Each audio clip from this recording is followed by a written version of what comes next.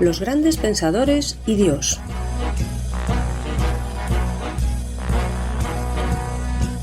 ¿Qué pensaban acerca de Dios las grandes mentes que nos han legado su saber? ¿Su opinión acerca de Dios condicionó su vida? Los grandes pensadores y Dios es una serie de entrevistas con el profesor Javier Álvarez Ballesteros, doctor en filosofía, catedrático de bachillerato y profesor en la Facultad de Teología Evangélica. Cada semana, en este mismo día y a esta misma hora, presentada por Daniel Baluja, podrás escuchar aquí una nueva entrevista que te descubrirá, de forma amena y sencilla, las inquietudes existenciales de los sabios a lo largo de la historia.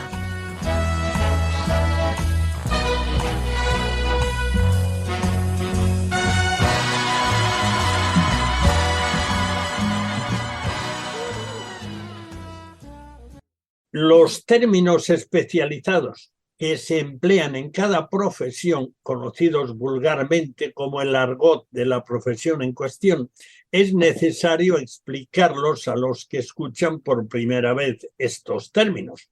Dado que la filosofía también tiene su propio argot o lenguaje especializado, dedicaremos hoy el programa de los grandes pensadores y Dios, con la ayuda de Javier, a explicar algunos términos que son poco comunes y pueden dar lugar a confusiones, y que el conocerlos ayudará en lo sucesivo a entender mejor cuando se citen en algún programa. Así que vamos allá. En todo caso, por si lo hemos olvidado, ya que estamos ahí, Javier, ¿qué es filosofía? Etimológicamente, filosofía es amor a la sabiduría. Es una búsqueda del hombre a través de su razón natural, a través de sus luces naturales, pues un intento de encontrar la verdad, de clarificar el sentido de su existencia, de entender las cosas, de entenderse a sí mismo. Muchos grandes pensadores han hablado acerca de Dios, pero ¿Dios es realmente un problema filosófico, Javier? Yo diría que Dios es un problema vital. Dios es un problema existencial. Y como la filosofía se ocupa precisamente de buscar respuesta a esas cuestiones que son fundamentales para la existencia humana, pues forzosamente Dios tiene que entrar dentro del ámbito del pensamiento filosófico. Y yo diría más, yo creo que realmente este problema, el problema de Dios, el problema de si hay un absoluto por encima de las aspiraciones del hombre y de las limitaciones del propio ser humano, es el gran problema de la filosofía, y también el problema de si hay un sentido para la vida, un sentido absoluto, un sentido trascendente. O sea que yo creo que Dios es en el fondo el gran problema de la filosofía. Y aunque esto que digo, pues habrá muchos que no estén de acuerdo desde el punto de vista filosófico o religioso, yo es lo que pienso. Bueno, en todo caso, es la búsqueda última del por qué y del para qué. Efectivamente.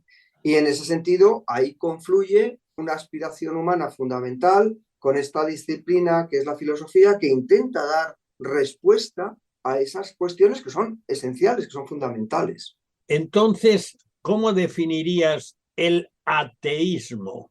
Bueno, el ateísmo sería lo contrario del teísmo. La palabra o la partícula A es una partícula privativa que significa no. Entonces, sería no Dios. Yo ahí distinguiría que hay dos formas de ateísmo. O sea, cuando usamos la palabra ateísmo, se puede entender desde un punto de vista de lo que se llama el ateísmo teórico.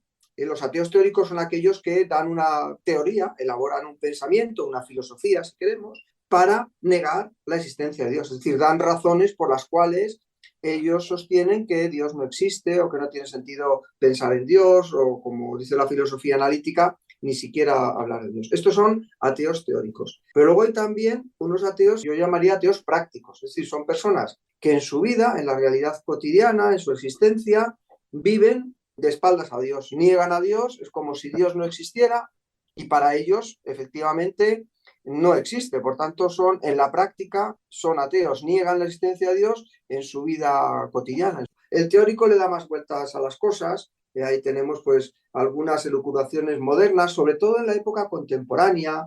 Nietzsche, Freud, Marx, Feuerbach son autores pues, que se han esforzado de alguna forma en negar la trascendencia, en negar la existencia de Dios. Y otros a lo largo de la historia también, pero bueno. El hecho de que llevamos dentro de nosotros la conciencia de Dios. Entonces, ¿qué puede llevar a un ser humano, cualquiera, viva donde viva y sea quien sea, a rechazar rotundamente la existencia de Dios? Pues mira, esto que citas de que todos los seres humanos tenemos este concepto, aunque fuera un concepto que uno dice no existe, pero esto de que existen todas las personas y que es un concepto que en todas las culturas, en todos los pueblos, pues de alguna forma se ha intentado buscar una explicación o incluso adoración, sistemas cúlticos, religiosos, etcétera, es lo que se llama la prueba del consentimiento universal, es decir, que como todos los hombres tienen este concepto, pues ese concepto tiene que tener alguna fundamentación. Pero bueno, tu pregunta es, ¿qué puede llevar a los hombres a negar, a algunos hombres a negar la existencia de Dios? Pues yo creo que es como si fueran las dos caras de una moneda. Es decir, el hombre tiene que adorar algo, el hombre tiene que poner siempre algo como lo supremo. Entonces, como te digo, las dos caras de una moneda, en una cara estaría Dios y en la otra cara estaría el yo. Entonces, o elijo adorar, servir, seguir a un ser trascendente, superior a mí, que da razón de mi existencia, o elijo pensar que yo soy autónomo, que yo soy la razón de mi propia existencia. Entonces pongo el énfasis en el yo, en lugar de ponerlo en lo yo, en lo que está más allá de mí, que sería Dios, lo trascendente. Hay dos palabras que se escuchan con bastante frecuencia, que aparecen en artículos especializados o en conferencias, generalmente sin explicación. Una de ellas es gnosticismo y agnosticismo, que evidentemente está relacionada. ¿Qué son esas dos palabrejas? La palabra gnosticismo y agnosticismo, las dos tienen en común la palabra gnosis. Entonces, gnosis significa sencillamente conocimiento. Si vamos a afirmar el conocimiento, hablaremos de la gnosis. Por ejemplo, el padre Clemente de Alejandría, frente al movimiento gnóstico, decía la nuestra, el cristianismo, es la verdadera gnosis, es decir, el verdadero conocimiento. Y agnosticismo, pues sería otra vez la partícula privativa que veíamos antes, esa delante de la gnosis, lo que significa o lo que nos va a indicar es algo que tiene que ver con el no conocimiento. Bueno, eso ya de entrada ya empezamos a entender algo, pero entonces el agnosticismo es escepticismo. No, pero tiene cierta relación. Profundizando un poquito en la cuestión anterior de la relación y la diferencia entre gnosticismo y agnosticismo, el gnosticismo es, yo diría que es casi una forma filosófico-religiosa de acercarse a Dios. Entonces es completamente diferente al agnosticismo. El gnosticismo lo que está diciendo es que la forma privilegiada, la forma por excelencia que el hombre tiene de acercarse a Dios es el conocimiento, obviamente el conocimiento racional. Por tanto, pone al conocimiento, estas posturas gnósticas ponen al conocimiento por encima de la fe. La gnosis es, por tanto, esa idea de conocimiento. Los gnósticos, sobre todo en el siglo I y el siglo II de la era cristiana, tuvieron mucha importancia compitiendo con el cristianismo ortodoxo, con el cristianismo genuino y verdadero del Evangelio. Y el agnosticismo, por el contrario, es una postura, como veíamos antes, que dice no conocimiento. Entonces, lo que dice el agnosticismo, los agnósticos lo que dicen es que no se puede saber si, desde el punto de vista racional, si Dios existe o no. Entonces, tu pregunta es muy interesante. ¿El agnosticismo y el escepticismo es lo mismo? Bueno, se parecen bastante. ¿Por qué? Porque el escéptico es una persona que duda de todo. Y el gnóstico es una persona que duda de que Dios exista o no porque no lo puede demostrar racionalmente. Por tanto, yo diría que el agnosticismo, esta negación de la posibilidad de demostrar la existencia de Dios, es una forma de escepticismo aplicada en concreto a Dios. O sea, el escepticismo sería más amplio, el escepticismo duda de todo tipo de verdad, de toda verdad, y el agnosticismo duda de la verdad de la existencia de Dios.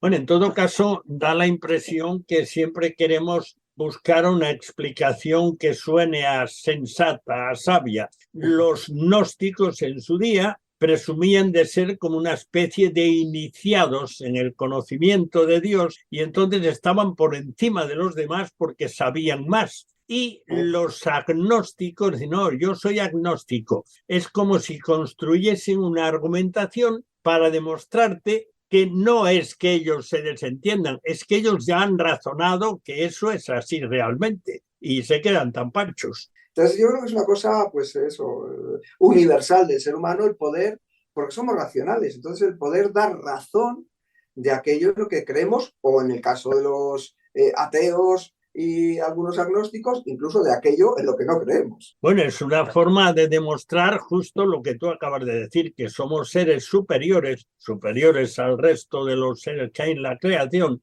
los seres humanos, que podemos explicar el porqué de nuestras actitudes, que no es que es porque sí, ala, y te aguantas con eso, sino que podemos razonarlas, explicarlas, y de esa manera nos subimos, digamos que al caballo de nuestra verdad, y ya miramos desde arriba a los demás.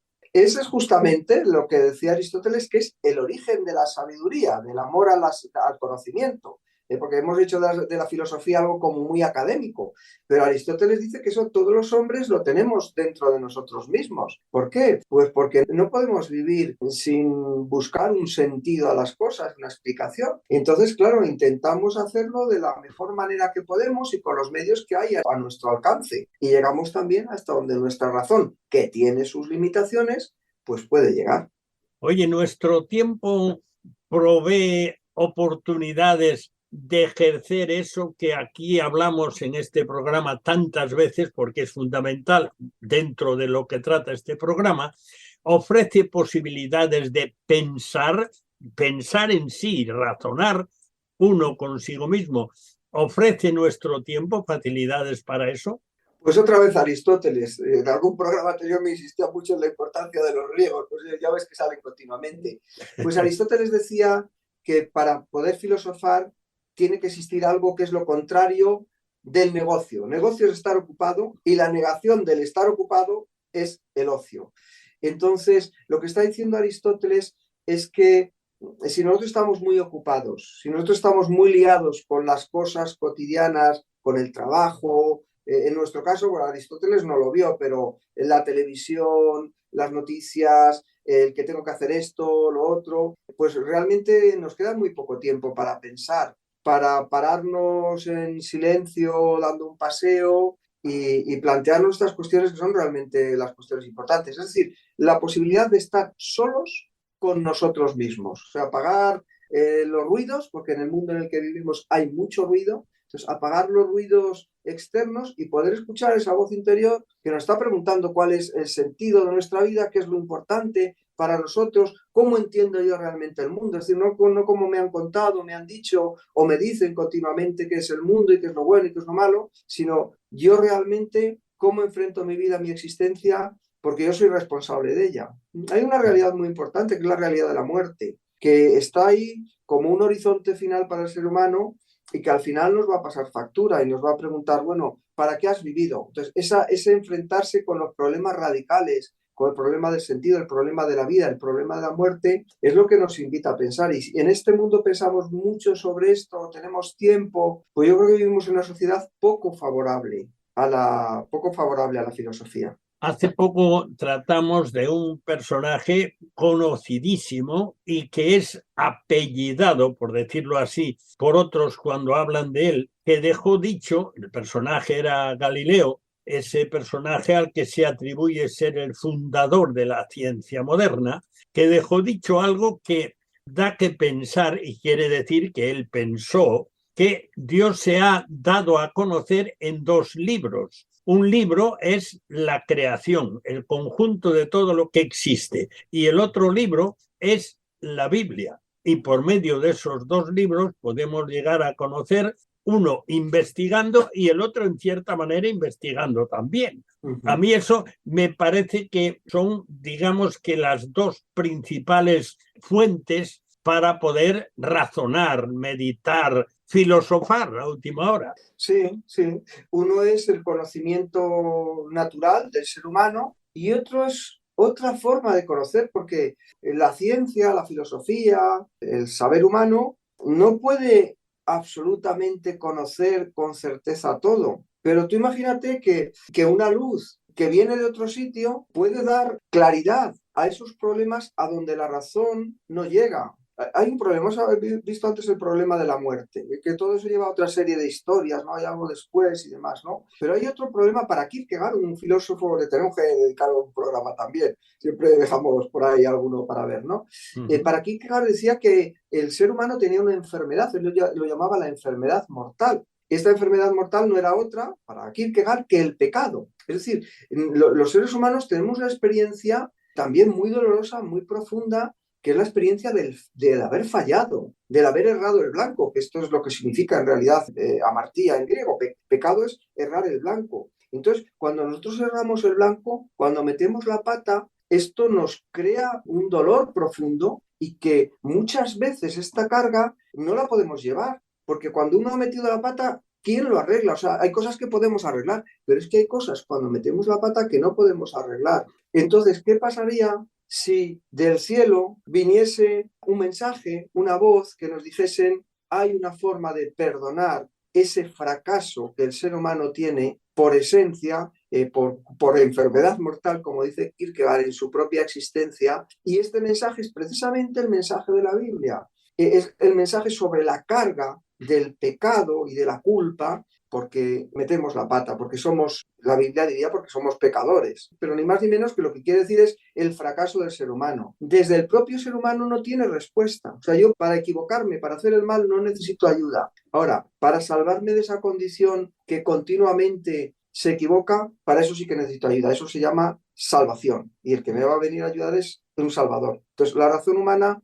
por mucho que se imagine cosas, claro, se puede imaginar cosas. Este es el origen de las religiones. Pero una cosa es lo que el hombre se imagina y otro es abrirse la posibilidad de que realmente hubiese una respuesta verdadera y justa, que es la respuesta de Dios hacia nosotros. A mí siempre me ha llamado la atención que en todo el mundo, en todas las culturas actuales y desde hace muchos años, pero en las actuales más todavía, se tiene la seguridad que no hay ningún libro que ni se parezca a la Biblia, que es superior a cualquier libro. Y cualquiera que quiere lanzar un libro que se sepa que es lo más, lo llama la Biblia de, como para decir, si tienes este libro, es lo más. Y sin embargo, la Biblia está en muchas estanterías, en muchas librerías, hoy está accesible en Internet por todas partes y está ahí, pero ni caso. ¿Por qué se producirá esto? Pues porque el ser humano es así y a veces es más fácil creer en cualquier superstición que entender. Primero, vamos a ponernos en la posición del teísta. El teísta sería aquel que afirma que existe un Dios. Entonces, si existe un Dios, o sea, si existe un ser que es soberano, que está por encima de todo, ¿qué tiene de irracional que ese Dios haya querido hablar con el hombre? Esto es lo que se llama revelación. Y esto es lo que hace de la Biblia lo que tú estás diciendo. Hace de la Biblia un libro tan especial que todos cuando quieren decir esto no va más, esto es la Biblia de MasterChef o la Biblia de Bricolage o la Biblia del automóvil, ¿no?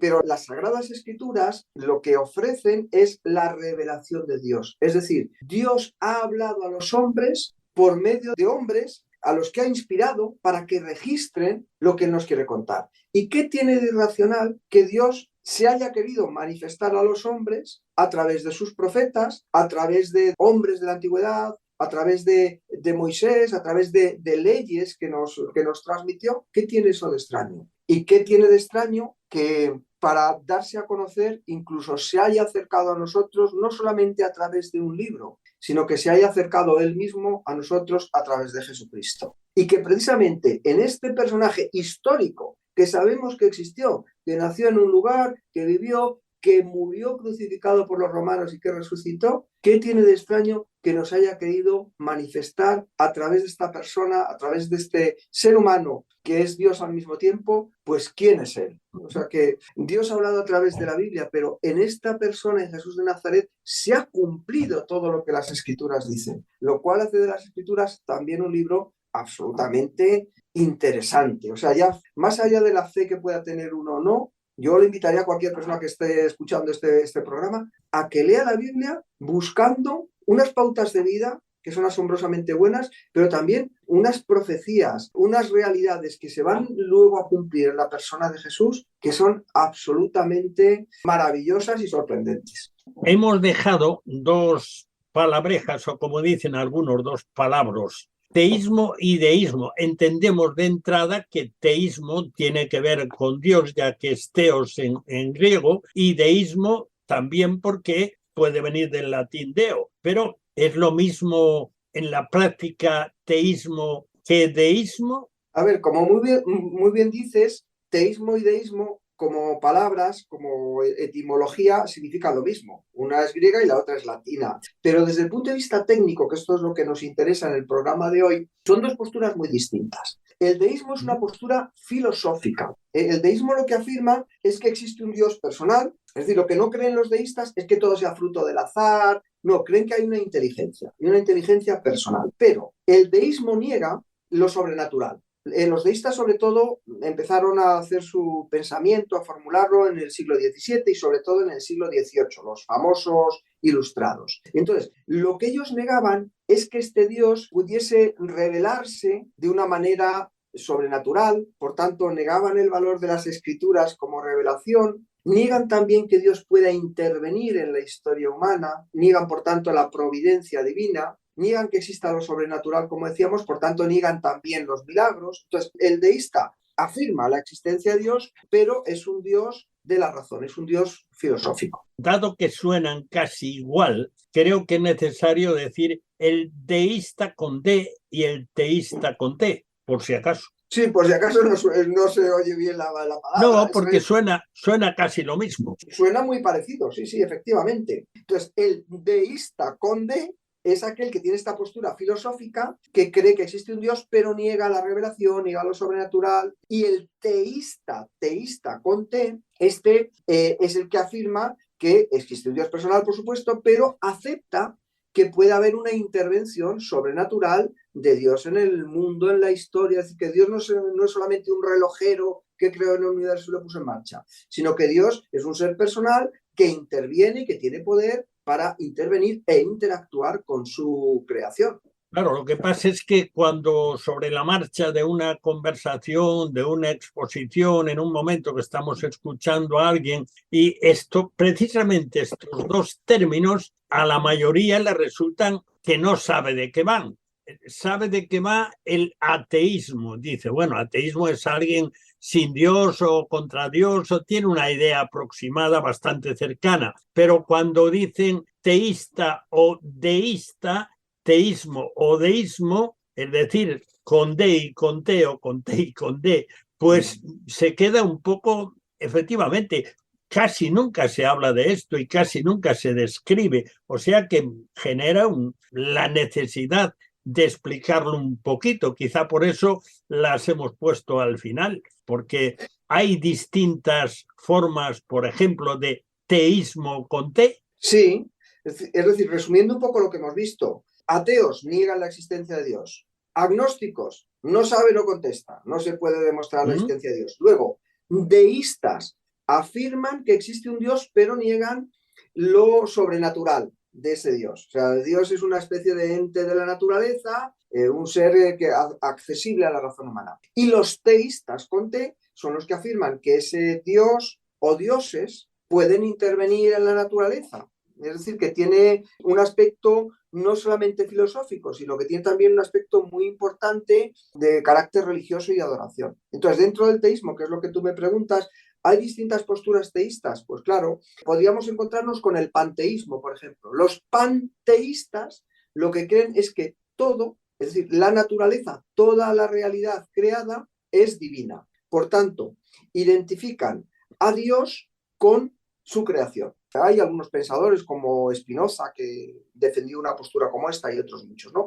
Luego, otra postura teísta sería el politeísmo. Lo que dice el politeísmo es que hay muchos dioses. Hay un politeísmo antiguo, pues los egipcios, los romanos, los griegos eran politeístas, y en la actualidad pues hay religiones como el hinduismo que creen en la existencia de es decir, de muchos teos, de muchos dioses. Y luego está dentro del teísmo están las religiones monoteístas que afirman la existencia de un único Dios, fundamentalmente el judaísmo, el cristianismo y el islam. Hemos hecho un recorrido terminológico. De vez en cuando salen palabritas que no son habituales, que son, como decíamos al principio, parte del argot especializado de la filosofía o del pensamiento, y hace falta que lo aclaremos porque el que escucha se queda, vale, entiendo lo que estáis diciendo, pero ese término pues casi que no me enteraba.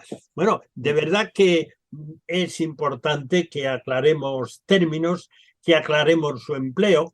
Hemos puesto una semilla y seguro que algunos seguirán dejando que se desarrolle la semilla. A mí hay algo que te lo pregunto muchas veces porque a mí, desde que estamos con este programa, me llama la atención muchísimo, muchísimo.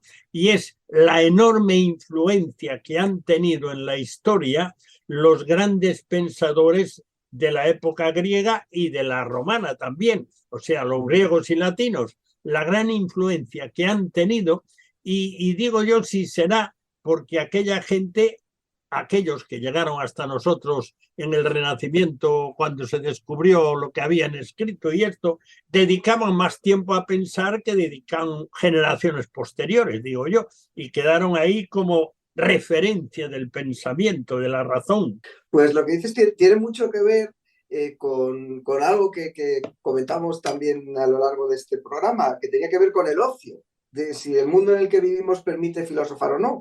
Y es que tanto griegos como romanos vivieron en un tiempo y también tuvieron, no sé cómo decir, un espíritu, una forma de vivir que valoraba estas cosas del pensamiento.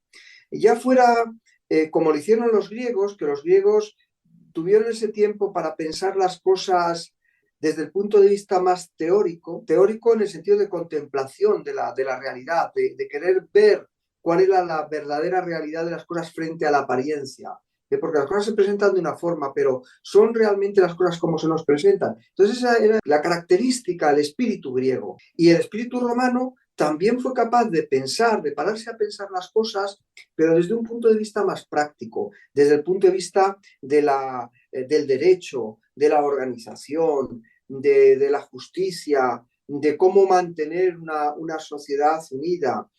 Y claro, aprovecharon mucho también de sus antecesores en el ámbito cultural que fueron los griegos y fueron capaces pues de elaborar un mundo que todavía hoy sigue teniendo supervivencia. ¿Por qué? Pues estas cosas, por ejemplo, que hemos hecho hoy de diferenciar conceptos. Hoy vivimos en un mundo que uno abre internet y claro, ahí le aparece un deísta pues enfrentado a lo mejor con un ateo y luego cuando analizas bien ni uno es deísta ni el otro es ateo porque no está negando a Dios, sino que está negando la existencia de un Dios. En fin, vivimos una época de una gran superficialidad frente a estos antecesores nuestros que fueron griegos y romanos que definieron muy bien las cosas. El derecho romano todavía se estudia por su capacidad definitoria de conceptos fundamentales y la filosofía griega, pues yo creo que sigue siendo la base del pensamiento filosófico occidental. De momento no podemos, bueno, entiendo yo que no podemos recomendar un libro, aunque sí, de momento, mientras sea útil, consúltese la Wikipedia, porque hay enciclopedias y muy buenas, pero últimamente las enciclopedias ya no se venden, ya no están. El que las conserva, hay algunos que ya las tiran o las dan a donde venden libros usados. Así que de momento consúltese en la Wikipedia, que yo tengo la teoría malvada de que en el momento en que hayan avanzado un poco más, la Wikipedia pondrá lo que le dé la gana y el que la vea se lo creerá porque no tiene una referencia que contextualizar, que comparar.